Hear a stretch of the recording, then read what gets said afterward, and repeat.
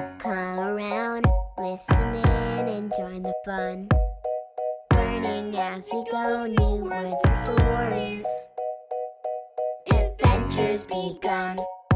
Let's open up the pages. Don't have far to look. It's all in a book. Ruthy's Reading Room. Ruthy's Reading Room. Ruthy's Reading Room. Ruthy's Reading Room. Why, hello, little readers. Welcome to Ruthy's Reading Room. I'm Ruthy, and I'm here with my buddy Jaw. He's my favorite stuffy, and he's going to join us for not story time. He's joining us for an author spotlight. Hooray! All right, so we meet so many independent authors and self-published authors in Ruthy's Reading Room. There's so many men and women writing awesome books to share with you, and today we're going to meet one of them. Should we say who it is? Not yet, not yet. Okay, maybe a few hints. Here, Jaw will come on my knee. You won't be able to see him. And let's start with, does anyone remember this title, this book? Yeah, that'll give you a hint. It's called Timeless Love. Maybe a few other things. This author is a black woman. She's a police officer. Yep. And she has 2 sons. She has Barbadian roots. That means her family is from Barbados. Yep. Living in Toronto, in the GTA. Anyone getting warmer on who it might be? Another hint about this person we'll be featuring is this individual was recognized by the city of Markham in 2018 for the work she's done with black youth in the community. Isn't that awesome? Are we getting closer to the answer? I think so. I'll tell you. It's Julie Thompson.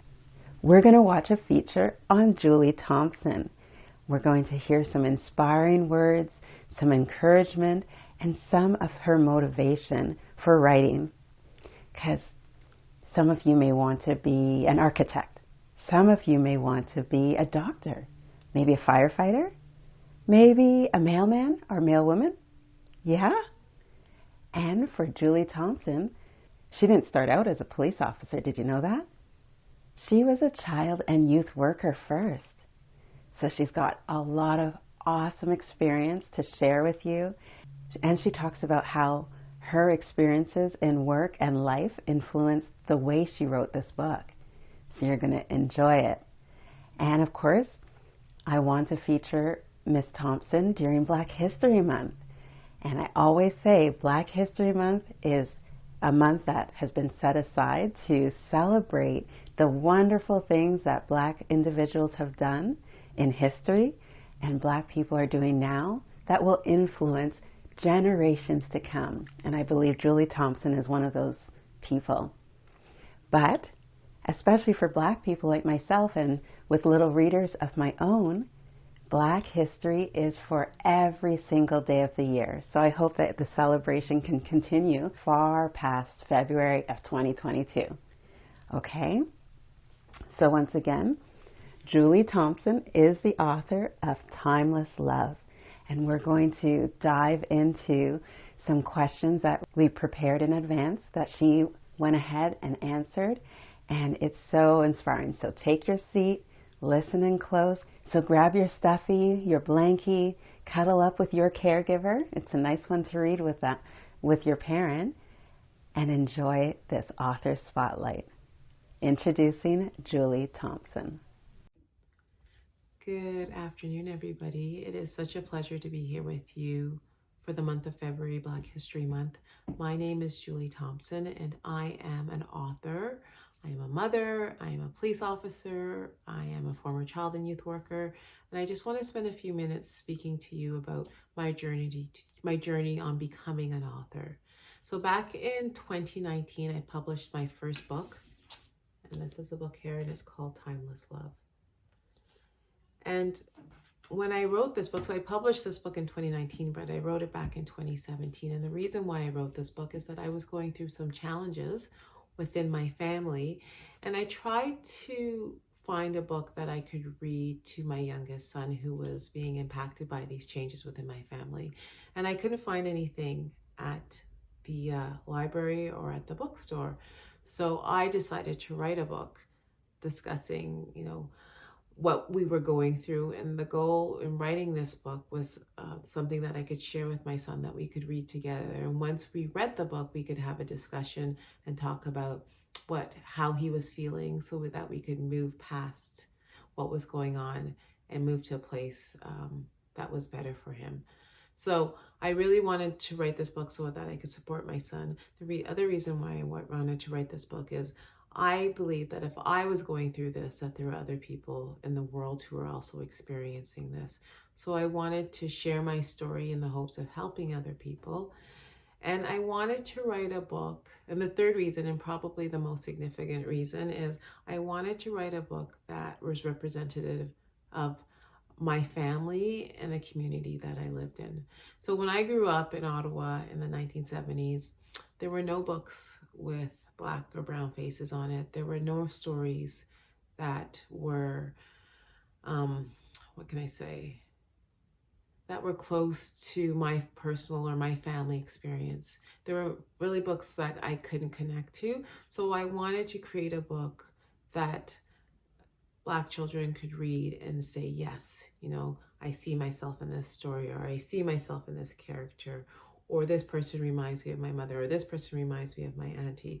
So I wanted to really create that environment for young people, because it's really important for young people to see themselves in all aspects of life.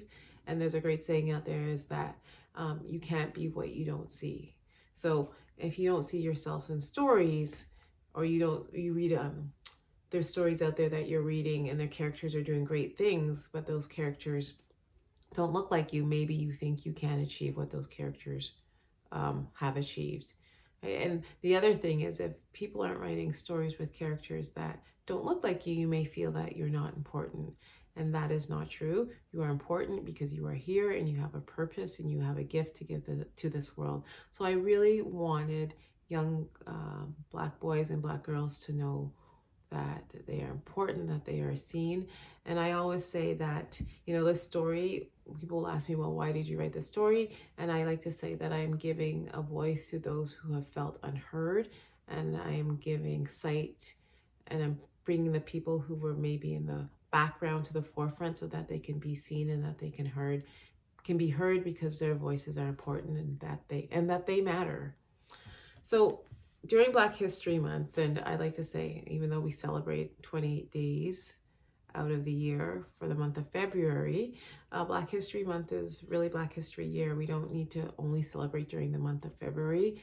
Black achievements and Black accomplishments can be celebrated throughout the whole entire year. And when I grew up, there was no such thing as Black History Month. And I've seen how it's evolved over the last couple of years. So I think for me, it brings joy for me to see young people who are recognizing that the gifts that they have to bring to this world, they are recognizing and seeing how they are important and that they matter and that they are meaningful.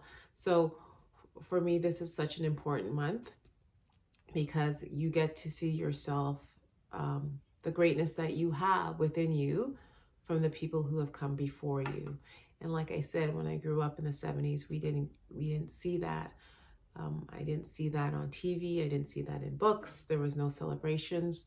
And that made me think that maybe I wasn't important and maybe I didn't matter, right? But that wasn't the truth. So I think it's really important that this month we celebrate, but we don't only celebrate during the month.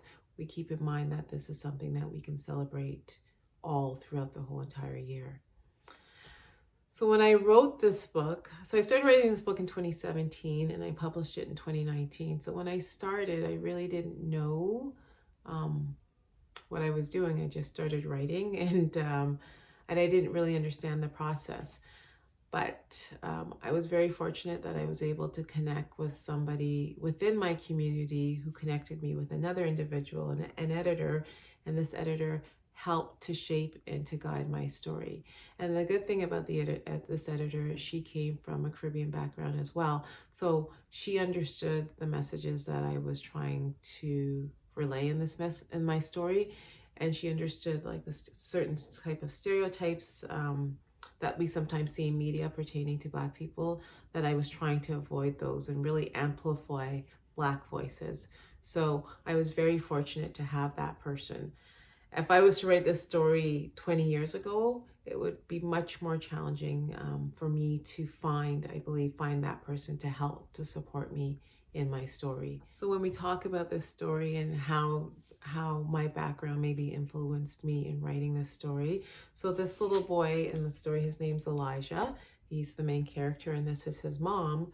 And Elijah and his mom lived together in an apartment building. And when I grew up, I lived with my mother and I lived with my older sister. And Elijah, actually, he has an older brother, but his older brother lives with his dad, and he visits Elijah and his mom on the weekends. So I could relate to this story because some of my friends growing up, or many of my friends, lived in a single parent home.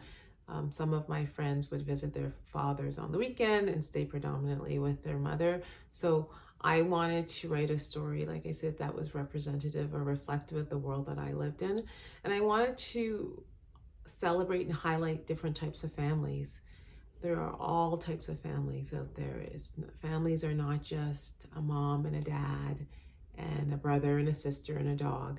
Families look different. So my family, I lived with my mom and my sister. Elijah lives with his mom and his brother visits occasionally. There may be, in your family, there may be two moms, there may be two dads, there may be one mom, there may be one dad, there may be no mom or dad. Some of you may live with grandparents or aunties or uncles or cousins, or you may live with guardians. But it's important to know that one type of family isn't better than the other, that all families need to be celebrated because all families are important. So I think my influence or my upbringing kind of shaped the story that I wrote. And like I said to you before, I think I mentioned it, before I became an author and a police officer, I was a child and youth worker. So once again, I wanted to use some of the skills and the things that I was taught from being a child and youth worker and infuse them in this story. I also wanted to put in some of the things that I love doing. So I love running and I love yoga. So I added those things to the story. And I also meditate with my son, and we do mindful breathing. And those are all things that I kind of encompassed into this story. I love to write about, real life family situations, but I like to write about them in a very supportive lens. So when we think about the media and sometimes the stories that they tell pertaining to Black families and what they look like, or Black parents not being present, I kind of wanted to shake that up and kind of dismantle and disrupt those stereotypes and show that there are many Black parents out there who are very loving and caring and supportive. And we do meditate and we do yoga and we do different things with our children that maybe the media doesn't portray. So those are the stories that I really like to write. I like to write about Black boy joy, Black girl magic, and having two boys, having two sons. I really like to add the emotional aspect to it. So we hear in our society that it's not, boys don't cry, or if you cry, you're a baby. And crying to me is a sign of strength. When you're able to cry in front of your peers or cry in front of somebody, whether you identify as a male or identify as a female, what you're saying to those people is like, this is who I am, and you are comfortable in your skin and you are comfortable who you are.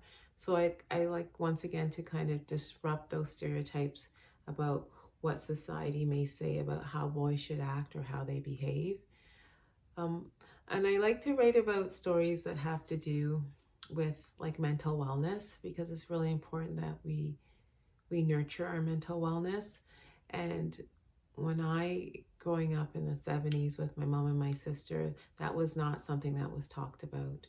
That wasn't stressed as being important. You know, if there were challenges that we had, they were not really discussed. The conversation was just kind of, just get over it. And we know that kids that just don't get over it. People that just get over it. People need an outlet. Children need an outlet to kind of express how they're feeling. They need that safe space to express how they're feeling. So my stories tend to lean towards that side where a child may be having a certain type of challenge and the adult in their life offers them a safe space to express how they're feeling. So do I have a hero, a specific hero? I think I wouldn't say one specific person, but my best friend, she really motivates me to be the best that I can be. She's always been there for me. Even when I haven't made the best decisions or the choices, she's always supported me. So she is a real inspiration for me, but I think anybody can be a hero. Even you at your young age, you can inspire and you can be a hero to somebody. So I think anybody has the capability of being a hero. And I think a lot of people who are not necessarily famous are individuals who have inspired me because they were brave and they took a chance. And when we are working towards a goal or we are working towards achieving something, the success is not in actually achieving the goal. Success comes along the journey, right? So it's overcoming the things that we thought we couldn't overcome. So there's a great saying out there, and it says, fall 7 times, rise 8, right? And it's in that rising, to me, that is where the success lies. So you all have the ability to inspire individuals, to inspire myself. And I think that we all have the capability of being heroes to the people in our lives. In terms of writing another book or what I have planned coming up, I do have another book. I was able to get an agent. So I do have another book that I am hoping to get out and have published within a year or two. And I'm also working with a director to bring a short film to life. And this short film has to do with change and disappointment within a family, and how this young boy expresses his disappointment and how the adults in his life support him through that situation. So same kind of theme to my book, Timeless Love. Message to you, the up and coming generation, is that I want you to know above everything that you are important, that you are meant to be here on this earth, that you have a gift to give this world, and only you have the capability of giving the world the gift. Nobody else can deliver the gift to the world in the way that you can. So please deliver this gift, because we need your gift. I want you to know that you all come from a long line of strong individuals. And you have to remember that your ancestors were enslaved and brought to North America on ships, on slave ships. And they, some people didn't survive that journey, but your ancestors did, right? So that blood runs within you.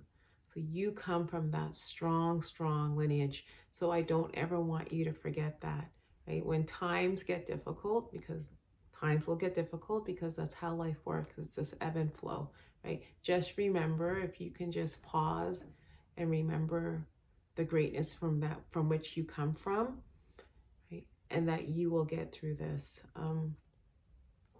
I remember even in my own personal life, there's times where I don't think I'm going to get through this, and it's so difficult, but I always get through it. And right now it's February and it's cold and it's snowing outside. Well, today's not very cold, but we have seen some really cold days. But if I was to speak to you in July, it would probably be very hot. There would be grass on the ground. It would be sunny outside. People would be outside riding their bikes in shorts. So, the difficult times will pass, and there will be better days. So I'm asking you, please do not ever give up on yourself, because, like I said, you are a gift to this world, and this world needs to hear your gift and see your gift and receive your gift, because you are important. Right? So I wish you all the best. Thank you so much for allowing me to come and speak with you. Bye-bye. Wasn't that amazing, Jaw? Yes, we are saying hooray, high five, and thumbs up. Julie Thompson, thank you so much for sharing all your thoughts and words of wisdom with us. Your experience shines through. Your heart for Black and brown kids shines through. So John and I are so honored that you were able to do this author spotlight and share so much of what's on your heart. It's such an encouraging word for our Black and brown children, especially those who may not be in their family of origin or in the home that they once grew up in. Yeah, those situations can be really tough. But I heard you loud and clear encouraging each and every little reader just to be confident in who they are, to not give up, and to live out the gift that's inside of them, because they're a gift to the world. I believe that. Ja believes that too. And we're so honored that you joined us for this author spotlight.